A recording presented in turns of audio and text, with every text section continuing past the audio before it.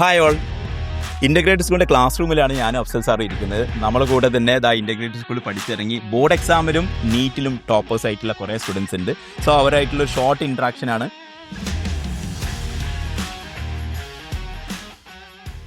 Okay, നമ്മൾ അടുത്ത സ്റ്റുഡൻറ്റിലേക്ക് move ചെയ്യാം. നമ്മുടെ സ്റ്റുഡൻറ്റ് നുഹ ഇവിടെ ഉണ്ട്. നുഹനെ കുറിച്ച് വളരെ ഷോർട്ടായിട്ട് പറയുകയാണെങ്കിൽ നേരത്തെ പറഞ്ഞു ഓൾറൗണ്ടറാണ്. അതായത് ക്രിക്കറ്റിൽ ബാറ്റ്സ്മാൻ, ഫീൽഡർ, ബോളർ എന്നൊക്കെ പറഞ്ഞതുപോലെയാണ്.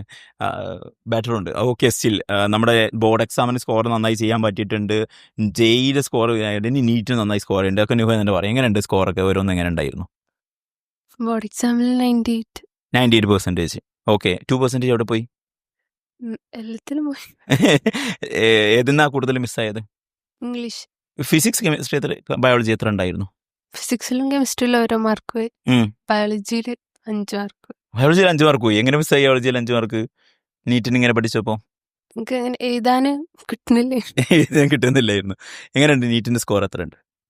500 500 NEET score. And JEE 97.79.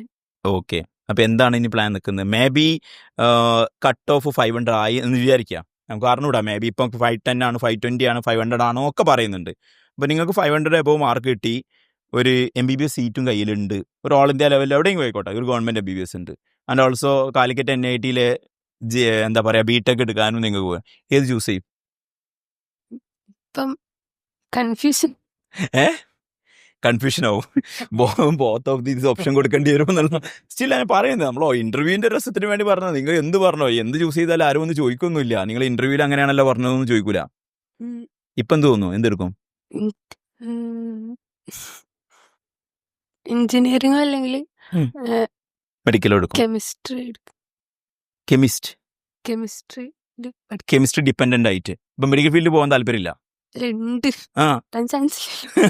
Chance ഇല്ലല്ലോ എന്ന് വിചാരിച്ചു. ഞാൻ പറഞ്ഞു കിട്ടി കഴിഞ്ഞാലാണ് പറയുന്നത്. മേ ബി ഇപ്പോഴത്തെ നിരക്കനുസരിച്ച് നിങ്ങളുടെ മാർക്ക് തന്നെ ആവും, അവിടേക്ക് തന്നെ ആവും കട്ട് ഓഫ്. 500+ എന്നുള്ള സ്കോറിലേക്ക് തന്നെ ആവും കട്ട് ഓഫ് മൂവ് എന്ന് വിചാരിക്കും. നമുക്ക് അറിഞ്ഞുവിടാം. മേ ബി 10 days കഴിഞ്ഞാലേ അറിയാൻ പറ്റുള്ളൂ. ഞാൻ കിട്ടി കഴിഞ്ഞാൽ എന്ത് ചൂസ് ചെയ്യും? ചിലപ്പം തന്നെ ചൂസ് ചെയ്യും. വീട്ടുകാരെന്ത് പറയുന്നു? എല്ലാം നല്ല സ്കോറും കാര്യങ്ങളൊക്കെ ചെയ്തതിന് വീട്ടുകാരെന്ത് സംസാരിക്കുന്നു? ഇതാണല്ലോ എടുക്കാം. അങ്ങനെ എടുക്കുന്ന കാര്യമല്ല പറഞ്ഞത്, ടോട്ടൽ പെർഫോമൻസിനൊക്കെ കാര്യങ്ങൾ. ഒരു ഹാപ്പി. നേരത്തെ ചോദിച്ചതുപോലെ എങ്ങനെ ഉണ്ടായിരുന്നു ഈ 2 വർഷം? എങ്ങനെ ഉണ്ടായിരുന്നു? കുഴപ്പമില്ല. ഞാൻ ഫസ്റ്റ് വന്നപ്പം പ്ലാൻ ചെയ്യാതെ വെറുതെ വന്നായിരുന്നു. എന്നിട്ട് പിന്നെ +2 ഒക്കെ ആയപ്പോ കുറച്ചുകൂടി പഠിക്കാൻ തുടങ്ങി. ഹോസ്റ്റലിലൊക്കെ പറഞ്ഞോളൂ. +2 ഹോസ്റ്റലിൽ വന്നപ്പോ കുറച്ചുകൂടി പഠിക്കാൻ തുടങ്ങി. +1 ബോർഡ് എക്സാമിന്റെ സ്കോർ എങ്ങനെ ഉണ്ടായിരുന്നു? ഇംഗ്ലീഷിൽ 4 മാർക്ക് പോയി. ബാക്കിയെല്ലാം ഫുൾ മാർക്കായിരുന്നു +1. ആൻഡ് പിന്നെ +2 എത്തിയപ്പോഴാണ് കുറച്ചുകൂടി എത്രത്തോളം ഇമ്പോർട്ടൻസ് കൊടുത്തിരുന്നു ബോർഡ് എൻട്രൻസ് ഈ കാര്യത്തിലൊക്കെ നോക്കുകയാണെങ്കിൽ? എത്രത്തോളം ഇമ്പോർട്ടൻസ്? +2 പഠിക്കുമ്പോ ഞാൻ മാത്സ് മാത്രമേ കുറെ കൂടുതൽ പഠിച്ചത്. ഫിസിക്സും കെമിസ്ട്രി അത്ര പഠിച്ചിട്ടില്ലേ. ലാസ്റ്റിക്ക് മാത്രം ബോർഡ് എക്സാമിന് പഠിച്ചു. 10th ക്ലാസ് കഴിഞ്ഞപ്പോൾ എന്തായിരുന്നു ഡ്രീം ഒന്നും ഇല്ലായിരുന്നു. എന്നാലൊരു മിയർ ഡ്രീം, എപ്പോഴെങ്കിലും കണ്ടൊരു ഡ്രീം? എനിക്ക് 10th കഴിഞ്ഞപ്പോ എഞ്ചിനീയർ ആവണമെന്ന് ആഗ്രഹം ഉണ്ടായിരുന്നു. സംഭവം ഏതായാലും നിങ്ങളുടെ ഒരു ആഗ്രഹം പോലെയുള്ള കാര്യത്തിലേക്ക് കിട്ടട്ടെ. അതിന് എഞ്ചിനീയറിംഗ് എടുക്കുകയാണെങ്കിൽ ഏത് ബ്രാഞ്ച് എടുക്കുക? മെക്കാനിക്കലോ അല്ലെങ്കിൽ കെമിക്കലോ. ഓക്കെ. ഇപ്പോൾ ഒരു അനിയത്തി, നുഹക്ക് ഒരു അനിയത്തി ഉണ്ട് വിചാരിക്കുക, ഒരു അനിയനുണ്ട്. ഉണ്ടോ? അനിയനും അനിയത്തി ഉണ്ടെന്ന് വിചാരിക്കുക. അവരോട് എന്ത് അഡ്വൈസ് ചെയ്യും? ഉണ്ടല്ലേ? അഡ്മിഷൻ എടുത്തു. അയ്യോ, അറിഞ്ഞില്ല. ക്വസ്റ്റ്യൻ പാസ് ചെയ്യും. ഡോപ്പയിൽ നിന്നല്ല, എന്ത് അഡ്വൈസ് ചെയ്യും അവരോട്? 10th ക്ലാസ് കഴിഞ്ഞ് എന്ത് ചെയ്യാൻ, എങ്ങനെ ട്രാക്ക് പോകണമെന്നാണ് പറയാ? ഏതാണ് ഏറ്റവും താല്പര്യമുള്ള ഫീൽഡ് നോക്കിയിട്ട് ചൂസ് ചെയ്തിട്ട്. അത് ജനറലി ഉള്ളൊരു സാധനമോ? അതിന് സാധാരണ പാരന്റോ ആൾക്കാരെ പറയുന്ന പോലെ നിങ്ങൾ റിയലി ഈ ഒരു ബുദ്ധിമുട്ട് കഴിഞ്ഞ് ഇറങ്ങിയ ഒരാള് അങ്ങനെ തന്നെ എനിക്ക് പറഞ്ഞുകൂടെ അല്ലേ? നല്ല പ്രയാസപ്പെട്ടായിരുന്നു. അഫ്സൽ സാറിനൊക്കെ എത്ര കാലം വെറുപ്പിക്കൽ നിങ്ങൾ സഹിച്ചിട്ടുണ്ട്, എത്ര ചീത്ത കേട്ടിട്ടുണ്ട് അറിയാലോ. ചീത്ത പറഞ്ഞിട്ടുണ്ടോ? ഏറ്റവും പേടിയുള്ള ആരെയാ?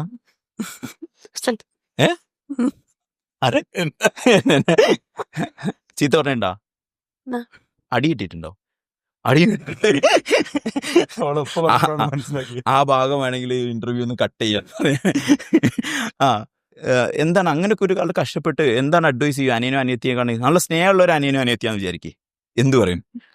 ഫസ്റ്റ് തൊട്ട് നല്ലോണം പഠിക്കുക, മാർക്ക് കുറഞ്ഞാലും കുഴപ്പമില്ല, അവസാനം ഫസ്റ്റുള്ള പോലെ ഒന്നും ലാസ്റ്റ് ഉണ്ടാവുമ്പോ.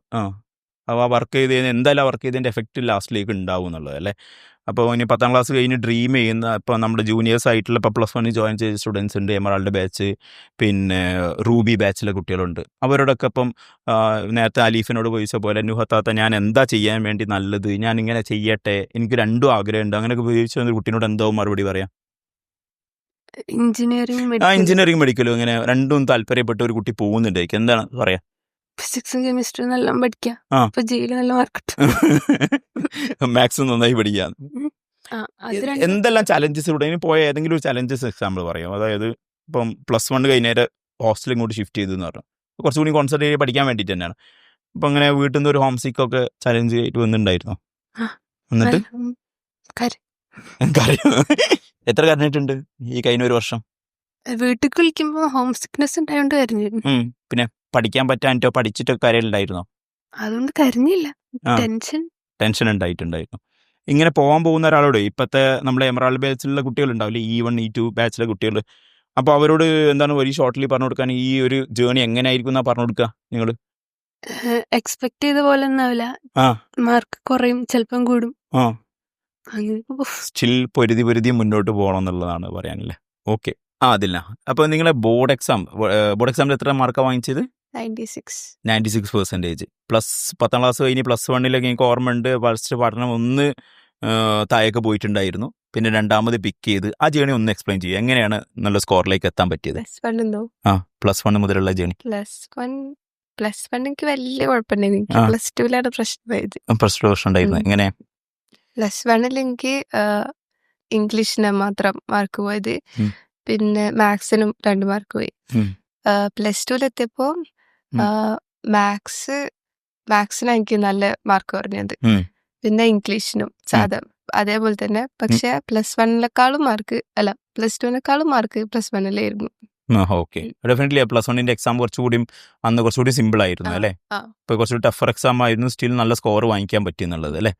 ഓക്കെ, എന്താണ് ഈ വരുന്ന പിള്ളേരോട് എന്തെങ്കിലും പറഞ്ഞു കൊടുക്കാനുണ്ടോ? ഇപ്പം പഠിച്ചുകൊണ്ടിരിക്കുന്ന പിള്ളേരോട് എന്താ പറഞ്ഞു കൊടുക്കുക ഫ്രം യുവർ എക്സ്പീരിയൻസ്? കൺസിസ്റ്റൻസിയാണ് മെയിൻ.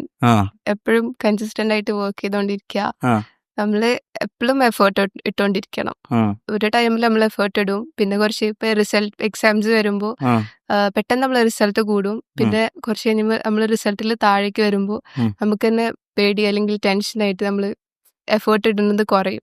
അങ്ങനെ ചെയ്യാതെ എപ്പോഴും നമ്മൾ മാക്സിമം എഫേർട്ട് ഇട്ടിട്ട് കൺസിസ്റ്റന്റ് ആയിട്ട് വർക്ക് ചെയ്യാം. എന്താണ് അതിന് മോട്ടിവേറ്റിംഗ് ആയത് കൺസിസ്റ്റന്റ് ആയിട്ട് ഇങ്ങനെ വർക്ക് ചെയ്യാൻ വേണ്ടിട്ട്? അങ്ങനെ എല്ലാവർക്കും എപ്പോഴും ഒരു ഡ്രീം ഉണ്ടായിരിക്കുക, ഒരു ലക്ഷ്യം ഉണ്ടാക്കി വെക്കുക. മാത്രമല്ല ആ ലക്ഷ്യം ഇങ്ങനെ മാറ്റിക്കൊണ്ടിരിക്കരുത്, ഒറ്റ പോയിന്റിൽ നമ്മൾ എത്തും എന്നുള്ളത് നമുക്ക് തന്നെ ഉറപ്പുണ്ടായിരിക്കുക. അതിലോട്ട് എത്താൻ വേണ്ടിയിട്ട് മാക്സിമം എഫേർട്ട് ചെയ്യാം. ഓക്കെ, നമുക്ക് അടുത്ത ആളേക്ക് മൂവ് ചെയ്യാം. യശ്വ, നിങ്ങളെ +1 ബോർഡ് എക്സാം, +2 എക്സാമിന്റെ സ്കോറും നീറ്റ് സ്കോറും എങ്ങനെയാണ് ആ ജേണി ഒന്ന് ഷോർട്ടായിട്ട് എക്സ്പ്ലെയിൻ ചെയ്തോളൂ. +2 എനിക്ക് 96%, പിന്നെ നീറ്റില് 508 മാർക്ക് വാങ്ങിച്ചിട്ടുണ്ട്. രണ്ടിനും കുഴപ്പമില്ലാത്ത പെർഫോമൻസ് കൊണ്ടുവന്നു, എന്ത് തോന്നുന്നു ഇപ്പോൾ? അങ്ങനെ നിങ്ങളെ സ്കോറിലേക്ക് ഒരു MBBS എത്തിക്കഴിഞ്ഞാൽ എന്ത് പറയും? ഓക്കെ, ഡെഫിനറ്റ്ലി വേറെ ഓപ്ഷൻ ഇല്ല. ജെഇ എഴുതിയിട്ടുണ്ടായിരുന്നോ? ജെയിൻ്റെ സ്കോർ എങ്ങനെ ഉണ്ടായിരുന്നു? 89%. ഓക്കെ, അപ്പോൾ ഈ എന്താ പറയാം, എന്താണ് ഈ ജേണിയിൽ നിങ്ങൾക്ക് ഹൈലൈറ്റ് ആയിട്ട് ഒരു എക്സ്പീരിയൻസ് ബേസ് ചെയ്ത് ജൂനിയേഴ്സിനെ പറഞ്ഞു കൊടുക്കാനുള്ളത്? എനിക്ക് വന്ന ടൈമിൽ മീൻസ് ഇവരെ ഫ്ലോയിൽ ഇങ്ങനെ പോയി, എക്സാംസ് ഉണ്ടാവും, അപ്പൊ അതിന് പഠിക്കും, മാർക്ക് കിട്ടും, അങ്ങനെ ഫ്ലോയിൽ ഇങ്ങനെ പോയിക്കാണ്ട് അവസാനം എത്തിയപ്പോ തന്നെ ഒരു കോമ്പറ്റീവ് നല്ലൊരു മൈൻഡ് ഒക്കെ വന്നാണ്ട് പിന്നെ ഫുൾ അതിനായിട്ട് തന്നെ. എത്രത്തോളം ഡിഫിക്കൽട്ട് ആയിരുന്നു ജേണി? ഞാൻ ഡേ സ്കോളർ യൂണിവേഴ്സിറ്റി, അപ്പോ പിന്നെ ലാസ്റ്റ് 3 months ഹോസ്റ്റൽ കയറി അടുക്ക്. അത് ഭയങ്കര യൂസ്ഫുൾ ആയോ? അല്ലെങ്കിൽ പഠനം മോശമായോ? ഒരു ചെറുതായിട്ട് ഹോം സിക്നസ് ഒക്കെ ഉണ്ടായിരുന്നു ഇനീഷ്യൽ, അതെല്ലാവർക്കും ഉണ്ടാകുന്ന പോലെ. പിന്നെ പഠനം നല്ല സ്ട്രോങ് ആയോ, ഹെൽപ്ഫുൾ ആയി എന്നല്ലേ. എനിവേ, നിങ്ങൾക്ക് ഒരു ഫസ്റ്റ് ചാൻസിൽ തന്നെ നല്ലൊരു ഗവൺമെൻറ് MBBS സീറ്റ് കിട്ടട്ടെ. റാങ്കിൽ കട്ട് ഓഫ് വരുമ്പോൾ നമുക്ക് കുറച്ചുകൂടി ഐഡിയ കിട്ടും. To Swathi, 1 more person from Dopa integrated school 500 above NEET score ചെയ്തൊരു പേഴ്സൺ കൂടിയാണ്. ആൻഡ് സ്വാതി ബാച്ചിൻ്റെ റെപ്രസെൻറ്റേറ്റീവ് കൂടി ആയിരുന്നു അല്ലേ? ഓക്കെ, എന്താണ് സ്വാതിക്ക് ഷെയർ ചെയ്യാനുള്ളത്? എങ്ങനെ ഉണ്ടായിരുന്ന ജേണി? എനിക്ക് ചെറിയൊരു ഓർമ്മയിൽ എനിക്കുള്ളത് സ്വാതി ലാസ്റ്റിലേക്ക് ആകുമ്പോൾ പ്രഷറായിട്ടല്ല കരഞ്ഞതൊക്കെ എനിക്കൊരു ഓർമ്മയുണ്ട്. അവിടെ നമ്മുടെ എന്താ പറയുക സ്പെഷ്യൽ ബാച്ചിൽ ഇരുത്തി പഠിപ്പിക്കുന്ന സമയത്തൊക്കെ ഇരുന്ന് കയറണേ. എങ്ങനെയാണ് അവിടേക്ക് എത്തി? എന്താണ് ആ സമയത്ത് ഉണ്ടായ ഫീലിങ്സ് ഒക്കെ എന്തൊക്കെയാ? എനിക്ക് SLC കഴിഞ്ഞിട്ട് ഡോക്ടറാണെന്നുള്ള അംബിഷനോടെ ഇങ്ങോട്ട് വന്നത്. ഒരു ഫ്രണ്ട് വഴിയാണ് ഡോപ്പ് അറിയണേ. അപ്പോൾ ഇവിടെ വന്നു, അഡ്മിഷൻ എടുത്തു. ആദ്യമൊക്കെ നീറ്റ് നമ്മൾ പഠിച്ചാൽ കിട്ടും, ഒരു ഈസി വേയിലൂടെ കിട്ടുന്നൊക്കെയെന്ന് വിചാരിച്ചത്. പക്ഷെ പഠിച്ചു തുടങ്ങിയപ്പോഴാണ് മനസ്സിലായ ഇത്രയും പണിയാണ്, ഇത്രയും പണിയെടുക്കാനുണ്ട്, നല്ല ഹാർഡ് വർക്ക് ചെയ്യണമെന്ന് മനസ്സിലായി. ഇപ്പൊ ഇവിടെ ഓരോ റാങ്ക് ലിസ്റ്റ്, വീക്ക്ലി എക്സാമിൽ റാങ്ക് ലിസ്റ്റ് വരുമ്പോ ഇടയ്ക്ക് പൊന്തും ഇടയ്ക്ക് താഴും, ചിലപ്പോ പറ്റ താഴും, ചിലപ്പോ ഫസ്റ്റ് റാങ്ക് ഒക്കെ വരും. അങ്ങനെ ഭയങ്കര ഫ്ലക്ച്വേഷൻ ഉണ്ടായിരുന്നു. നല്ല പ്രഷർ ആയിരിക്കും അല്ലേ?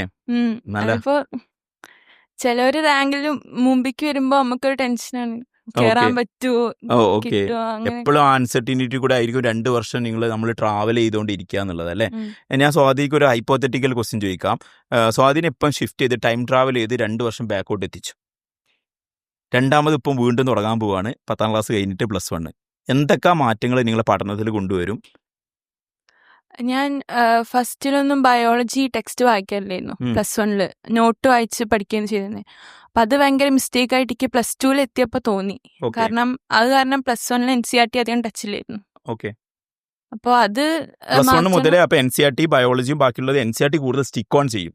Than point two any Guido ബാക്കി പോകുന്നതിനനുസരിച്ച് നോട്ടിലും NCERT സ്റ്റിക്ക് ഓൺ ചെയ്യും. പിന്നെ വേറെ എന്തൊക്കെ കറക്ഷൻ ചെയ്തു വരും? പിന്നെ ക്വസ്റ്റ്യൻസ് കുറച്ചുകൂടെ നല്ല ക്വസ്റ്റ്യൻസ് ചെയ്യാൻ, കുറച്ചുകൂടെ നല്ല നമ്പർ ചെയ്യണമെന്നുണ്ടായിരുന്നു. എത്ര നമ്പറൊക്കെ ചെയ്യായിരുന്നു ലാസ്റ്റിലേക്ക്? ഒരു അങ്ങോട്ട് എത്തിയപ്പോ കുറച്ച് കുറഞ്ഞു, 200 ആ റേഞ്ചിക്കായി.